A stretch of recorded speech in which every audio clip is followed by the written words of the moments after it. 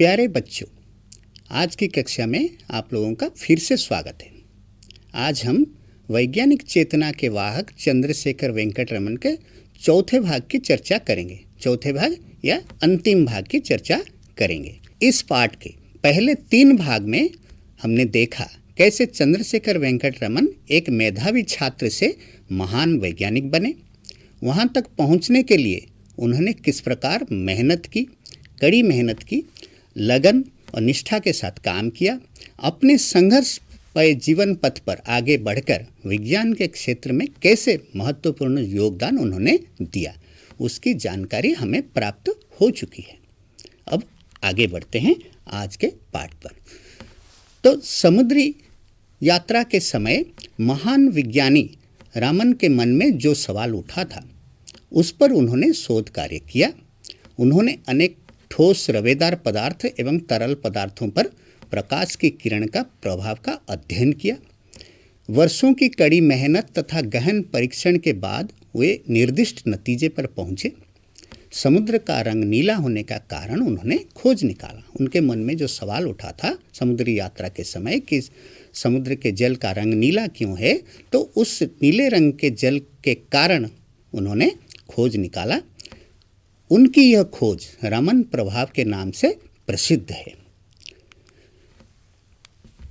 रमन प्रभाव की खोज ने, ये जो रमन प्रभाव की खोज उन्होंने की थी, तो उस खोज के कारण चंद्रशेखर वेंकट रमन को विश्व की चोटी के वैज्ञानिक की पंक्ति में ला खड़ा कर दिया। ऐसे कहा जाए तो रमन प्रभाव की खोज ने चंद्रशेखर वेंकट रमन को विश्व के चोटी के वैज्ञानिकों की पंक्ति में लाकर खड़ा कर दिया। वे विश्व के चोटी के वैज्ञानिकों में शामिल हो गए। पुरस्कारों और सम्मानों की तो जैसे झड़ी सी लगी, पुरस्कारों और सम्मानों की तो जैसे झड़ी सी लगी रही, यानी उन पर पुरस्कार और सम्मानों की वर्षा होने लगी। बहुत जगह से उन्हें पुरस्कार मिले, सम्मान मिले। उन्हें कुछ विश्वविद्यालयों की ओर से सम्मान सूचक डॉक्टरेट की उपाधि भी मिली। बहुत सी संस्थाओं की सदस्यता उन्हें मिली। तो उन्हें सन 1924 में रॉयल सोसाइटी की सदस्यता से सम्मानित किया गया। रॉयल सोसाइटी ये लंदन में स्थित है। तो 1924 में रॉयल सोसाइटी की सदस्यता से उन्हें सम्मानित किया गया। 1929 में उन्हें सर की उपाधि प्रदान की गई। उस समय भारत अंग्रेज़ों के अधीन था। तो अंग्रेज़ों के शासित राज्यों में कोई अगर अच्छा काम करते थे तो उन्हें सर की उपाधि दी जाती थी या नाइटहुड दी जाती थी। वो जो पुरस्कार था उसे लॉर्ड इरविन ने उन्हें प्रदान की थी। कहाँ पर प्रदान की थी? दिल्ली में। तो दिल्ली में जो राष्ट्रपति भवन है उसे वाइसराय हाउस कहा जाता था, वहाँ पर उन्हें यह सर की उपाधि दी गई थी। ठीक अगले ही साल उन्हें भौतिकी में नोबेल पुरस्कार से सम्मानित किया गया। नोबेल पुरस्कार जो कि विश्व का सबसे बड़ा पुरस्कार होता है, उस पुरस्कार से उन्हें सम्मानित किया गया। तो उन्हें कौन कौन से पुरस्कार और सम्मान मिले, यहाँ मैंने बड़े बड़े पुरस्कारों की सूची यहाँ पर दी गई है। तो 1924 में रॉयल सोसाइटी लंदन की 72 सदस्यता उन्हें प्रदान की गई, फेलोशिप उन्हें प्रदान की गई। तो वे रॉयल सोसाइटी के फेलो बने। तो 1928 में मैथ्यूसी पदक रोम में, उन्हें, रोम इटली की राजधानी है, तो इटली में उन्हें ये पदक दिया गया था। कार्लो मैथ्यूसी नामक एक पदार्थ विज्ञानी थे या भौतिक विज्ञानी थे, उनके नाम पर ये पदक दिया जाता है। 1929 में उन्हें सर की उपाधि दिल्ली में प्रदान की गई थी। लॉर्ड इरविन जो भारत के वाइसरॉय थे या बड़े लॉर्ड थे, तो उन्होंने इसे प्रदान किया था। 1929 में इंडियन साइंस कांग्रेस के वे अध्यक्ष बने। उस साल जो इंडियन साइंस कांग्रेस की जो हुई थी, तो उसके अध्यक्ष ये सीवी रमन उसके अध्यक्ष बने। 1930 में उन्हें सबसे बड़ा पुरस्कार मिला, जो कि भौतिक विज्ञान के क्षेत्र में उन्हें नोबेल पुरस्कार मिला।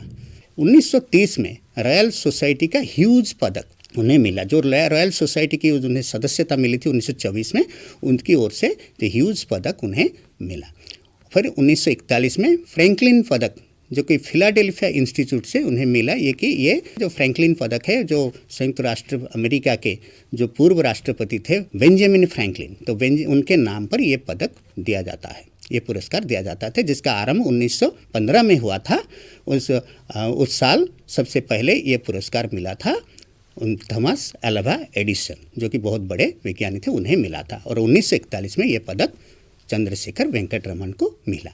फिर भारत के स्वतंत्रता के बाद जब भारत रत्न पुरस्कार प्रदान करने की परंपरा शुरू हुई तो 1954 में भारत रत्न उन्हें मिला, जो कि हमारे देश का सर्वोच्च सम्मान है।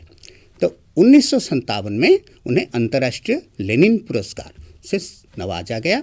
तो ये लेनिन पुरस्कार ये उस समय के सोवियत रूस या सोवियत यूनियन की ओर से दी जाती थी। सोवियत यूनियन के जो सर्वोच्च नेता थे, पहले जो राष्ट्रपति थे उस देश के, पहले शासक थे, उनका नाम था व्लादिमीर इलिच उलियनोव लेनिन। तो लेनिन के नाम से प्रसिद्ध है। तो लेनिन अंतर्राष्ट्रीय पुरस्कार उन्हें 1957 में मिला था। तो रामन नोबेल पुरस्कार पाने वाले पहले भारतीय वैज्ञानिक थे और रविंद्रनाथ ठाकुर के बाद ये पुरस्कार पाने वाले भारत के दूसरे व्यक्ति थे। रविंद्रनाथ ठाकुर को साहित्य के क्षेत्र में ये पुरस्कार 1913 में मिला था। तो रमन उनके बाद 1930 में ये नोबेल पुरस्कार उन्हें मिला 1930 में।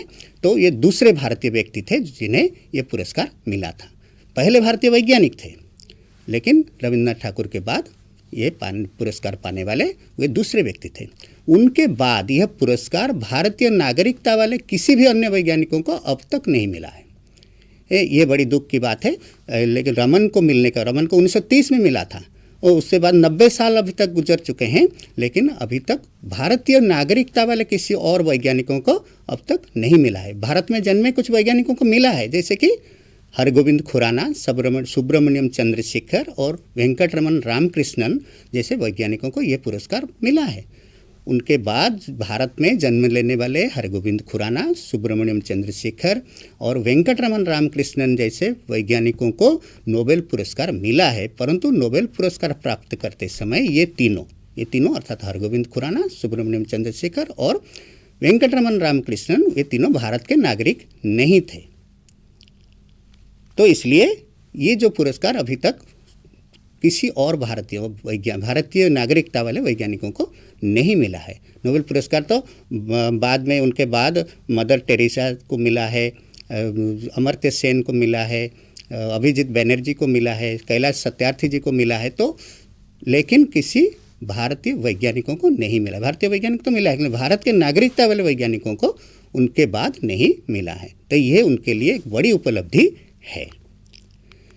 तो नोबेल पुरस्कार क्या है उस पर थोड़ी सी चर्चा कर लेते हैं।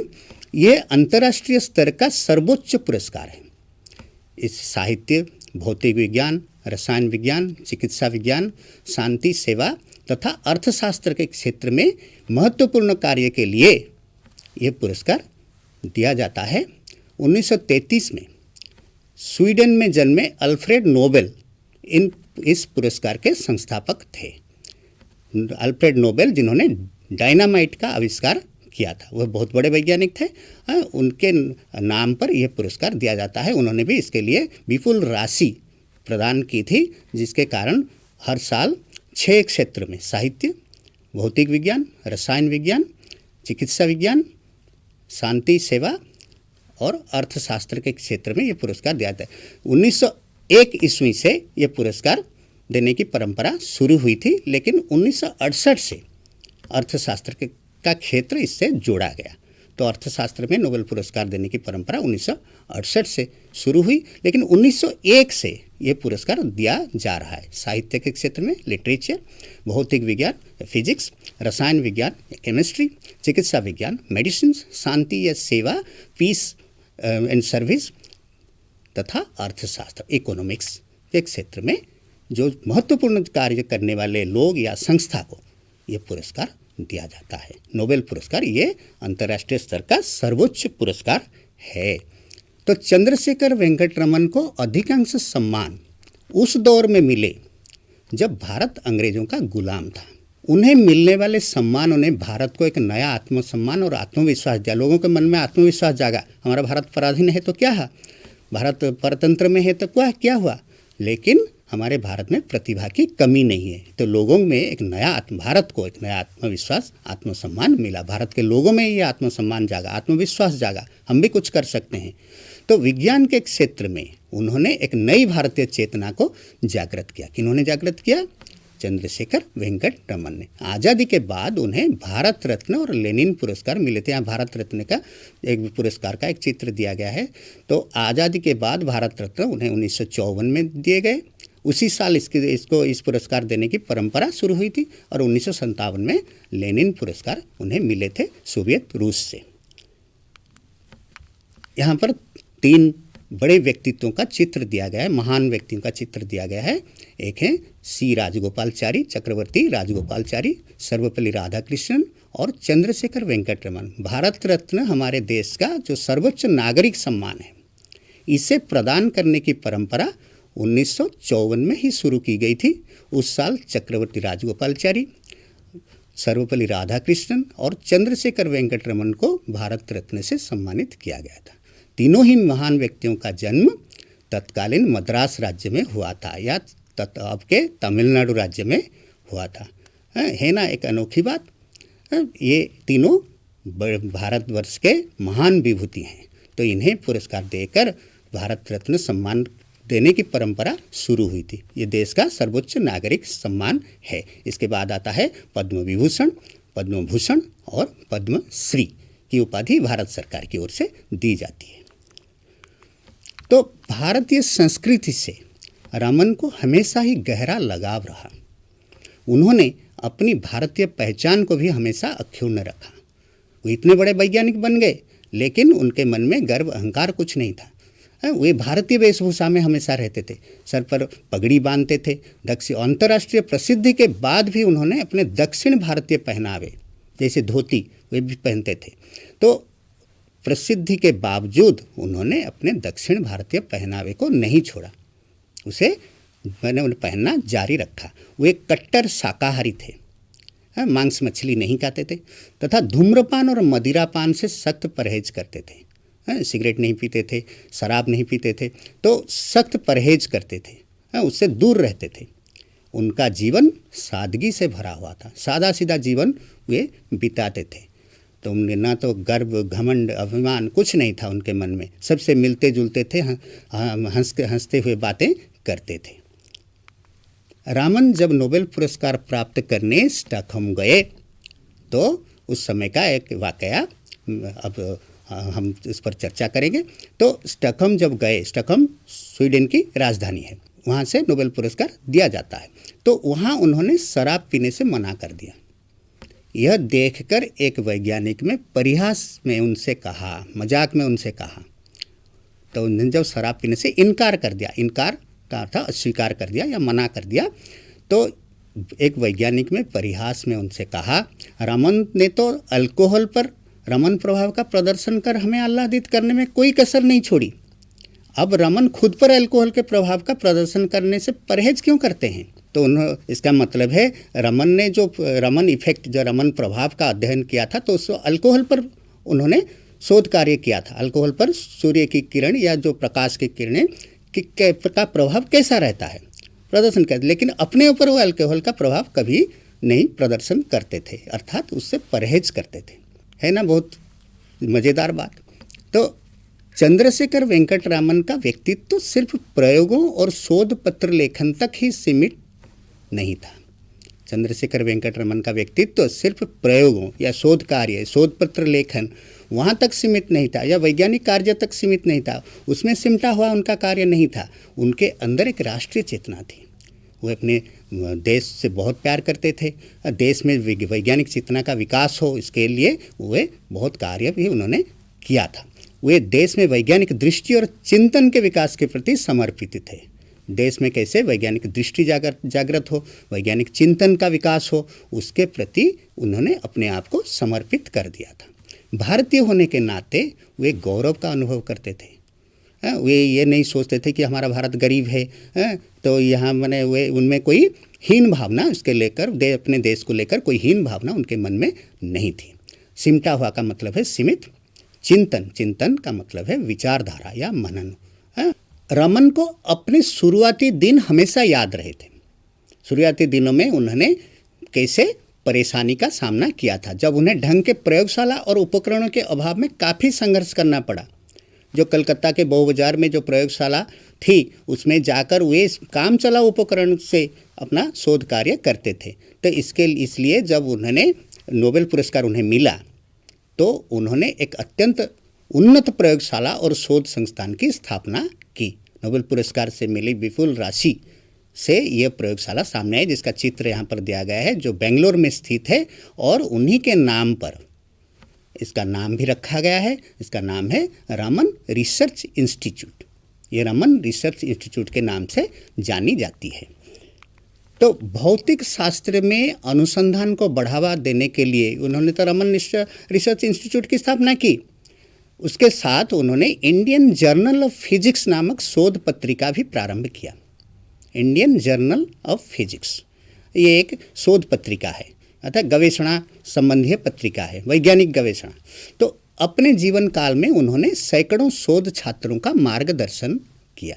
सैकड़ों शोध छात्र जो उनसे सलाह लेना चाहते थे या उनके अधीन काम करते थे, उनका मार्गदर्शन किया, उनको रास्ता दिखाया।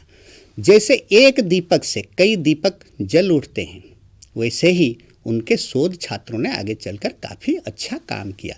जैसे हमने देखा है, जो एक दीपक से कई दीपक जला लिए जाते हैं। मंदिर में जाते होगे तो वहाँ पर यह दृश्य देखने को मिलता है। दीपावली में ये दृश्य देखने को, एक दीपक से कई दीपक जल उठते हैं। तो वैसे ही ठीक जैसे ये बड़े दीपक थे, कौन? चंद्रशेखर वेंकट रमन। उन्होंने अपने छात्रों को भी विज्ञान की ओर आकर्षित किया। उनके छात्रों में उनके जो शोध छात्र थे वे भी आगे चलकर बहुत अच्छा काम किया, नाम भी कमाया। उनके कई छात्र बाद में उच्च पद पर प्रतिष्ठित भी हुए। विज्ञान के प्रसार के लिए वे करंट साइंस नामक एक पत्रिका का भी संपादन करते थे।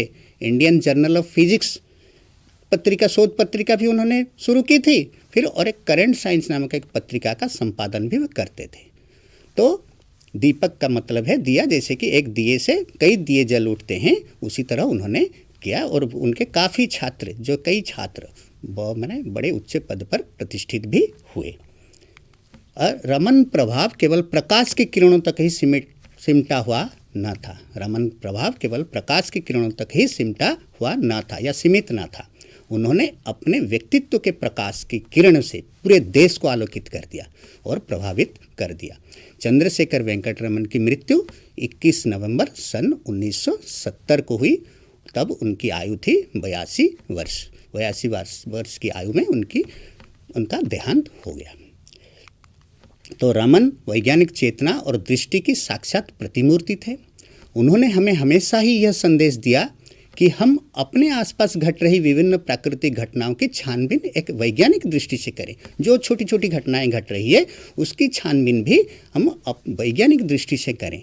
तभी तो उन्होंने खुद ऐसा करके दिखाया। तभी तो उन्होंने संगीत के सुर ताल में और प्रकाश की किरणों की आभा में वैज्ञानिक सिद्धांत खोज निकाले। कितनी छोटी चीज़ थी, लेकिन बहुत लोग संगीत के सुर ताल से परिचित थे। बहुत लोग देखा समुद्र का रंग नीला क्यों है, इस पर अध्ययन नहीं किया, लेकिन उन्होंने किया और करके दिखाया। रमन सिद्धांत उन्होंने खोज डाले। तो हमारे आसपास ऐसी न जाने कितनी ही चीज़ें बिखरी पड़ी हैं जो अपने पात्र की तलाश में हैं। ज़रूरत है रमन के जीवन से प्रेरणा लेने की और प्रकृति के बीच छुपे वैज्ञानिक रहस्य का भेदन करने की। जैसे रमन ने किया, जैसे न्यूटन ने किया, जैसे आइंस्टाइन ने किया, जैसे अन्य वैज्ञानिकों ने किया, वैसे भी आप लोगों में से अगर कोई वैज्ञानिक बनना चाहेंगे तो वे भी इस रहस्य को, कोई ना कोई रहस्य को भेदन करने की कोशिश करेंगे। तो वैज्ञानिक चंद्रशेखर वेंकट रमन एक नए ज्ञान की खोज में जिस प्रकार मेहनत, निष्ठा और कर्तव्यपरायणता का प्रदर्शन किया था, उनकी जितनी भी प्रशंसा की जाए वह कम ही रहेगी। हर भारतीय के लिए वो एक आदर्श हैं, प्रेरणा के स्रोत हैं। उनसे प्रेरणा लेने की ज़रूरत है। तो यहाँ पर कुछ प्रश्नों का अभ्यास कर लेते हैं। तो सन 1929 में रमन को कौन सी उपाधि मिली? इसका उत्तर है सन 1929 में रमन को सर की उपाधि मिली थी। किस वर्ष रमन को नोबेल पुरस्कार मिला था? 1930 ईस्वी में रमन को नोबेल पुरस्कार मिला था। सन 1954 में रमन को कौन सा सम्मान मिला था? और सन 1954 में रमन को भारत रत्न का सम्मान मिला था। नोबेल पुरस्कार पाने वाले पहले भारतीय वैज्ञानिक कौन है? नोबेल पुरस्कार पाने वाले पहले भारतीय वैज्ञानिक हैं चंद्रशेखर वेंकट रमन। नोबेल पुरस्कार प्राप्त करने रमन कहाँ गए थे? नोबेल पुरस्कार प्राप्त करने के लिए रमन स्वीडन की राजधानी स्टॉकहोम गए थे। यहाँ पर उत्तर भी है। सन 1929 में रमन को सर की उपाधि मिली थी। वर्ष 1930 में रमन को नोबेल पुरस्कार मिला था। 1954 में रमन को भारत रत्न सम्मान मिला था। नोबेल पुरस्कार पाने वाले पहले भारतीय वैज्ञानिक हैं चंद्रशेखर वेंकट रमन। नोबेल पुरस्कार प्राप्त करने रमन स्वीडन की राजधानी स्टॉकहोम गए थे। यहाँ पर और कुछ प्रश्न भी दिए गए हैं। रमन रिसर्च इंस्टीट्यूट की स्थापना कहाँ हुई? इसका उत्तर है रमन रिसर्च इंस्टीट्यूट की स्थापना बेंगलुरु में हुई। बेंगलोर या जिसे अब बेंगलुरु कहा जाता है, वहाँ पर हुई थी। वैज्ञानिक अनुसंधान को बढ़ावा देने के लिए रमन ने कौन सी पत्रिका का प्रारंभ किया था? वैज्ञानिक अनुसंधान को बढ़ावा देने के लिए Raman Indian journal of physics नामक एक पत्रिका का प्रारंभ किया था। विज्ञान के प्रचार प्रसार के लिए रमन कौन सी पत्रिका संपादन करते थे? विज्ञान के प्रचार प्रसार के लिए रमन करंट साइंस नामक एक पत्रिका का संपादन करते थे। रमन की मृत्यु कब हुई? रमन की मृत्यु 1970 ईस्वी में हुई। विज्ञान के क्षेत्र में रमन ने क्या जागृत किया? विज्ञान के क्षेत्र में रमन ने भारतीय चेतना को जागृत किया। यहाँ पर उत्तरों की चर्चा फिर से कर लेते हैं। रमन रिसर्च इंस्टीट्यूट की स्थापना बेंगलोर में हुई। वैज्ञानिक अनुसंधान को बढ़ावा देने के लिए रमन ने इंडियन जर्नल ऑफ फिजिक्स पत्रिका प्रारंभ की। विज्ञान के प्रचार प्रसार के लिए रमन कौन सी पत्रिका का संपादन करते थे? करंट साइंस नामक एक पत्रिका का संपादन करते थे। रमन की मृत्यु 21 नवंबर 1970 को हुई। 21 नवंबर 1970। उनका जन्म 7 नवंबर 1888 को हुआ था, तो उनकी मृत्यु 82 वर्ष की आयु में हुई। विज्ञान के क्षेत्र में रमन ने नई भारतीय चेतना और वैज्ञानिक दृष्टि को जागृत किया था।